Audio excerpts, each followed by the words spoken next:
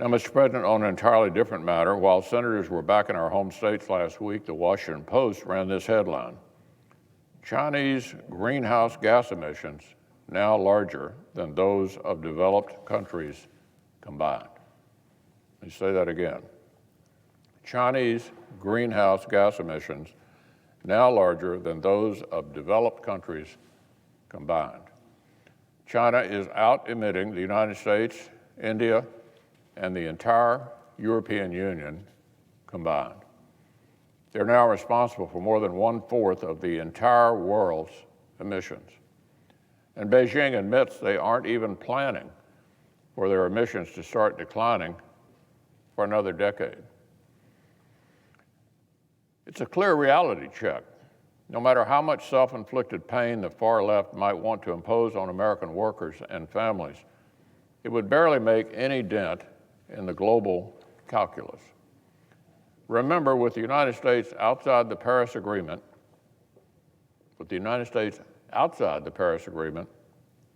our emissions fell on their own, even as our economy grew.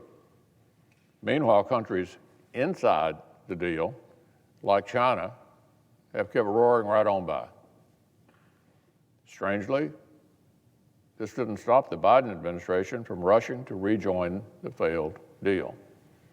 And this is just one of the ways in which American competitiveness has recently seemed to take a back seat.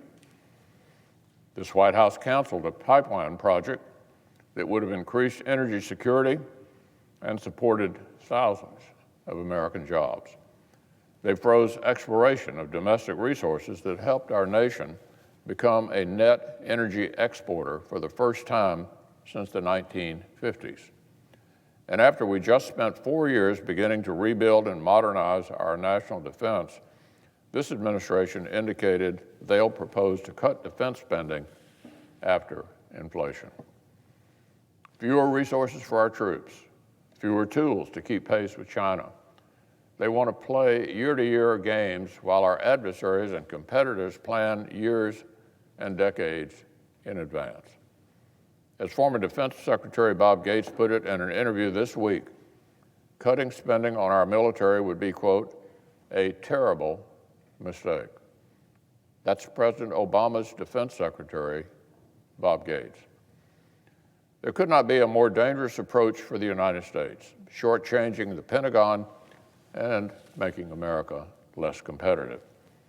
The first draft of the so-called jobs bill that the White House put forward would play into the same dangerous dynamic. I'm talking about the multi-trillion-dollar proposal that spends less than 6% on roads and bridges. The plan that Ivy League economists say would cost hundreds of billions of dollars more than the White House says, push American workers' wages down, and somehow manage to shrink our economy despite taxing, borrowing, and spending trillions more dollars. So, Mr. President, that's not a plan to make America stronger and more competitive. It's a plan to pile up debt to leave us even weaker. It would be better news for Beijing than for our own citizens. That's the bad news. The good news is that the Senate can do better. This body has long tackled real infrastructure on common sense, bipartisan basis, and ended up with bills that passed by big, lopsided bipartisan votes. That's what we Republicans are prepared to do again. That's the path I discussed with President Biden at the White House just yesterday. It was a good meeting, and that's the road that the practical proposal from Senator Capito and a number of my fellow Republican senators would begin to take us down. If our Democratic friends are finally ready to reach across the aisle and work together to locate common ground, I'm hopeful that we can do a lot of good for the country and compete with China for real.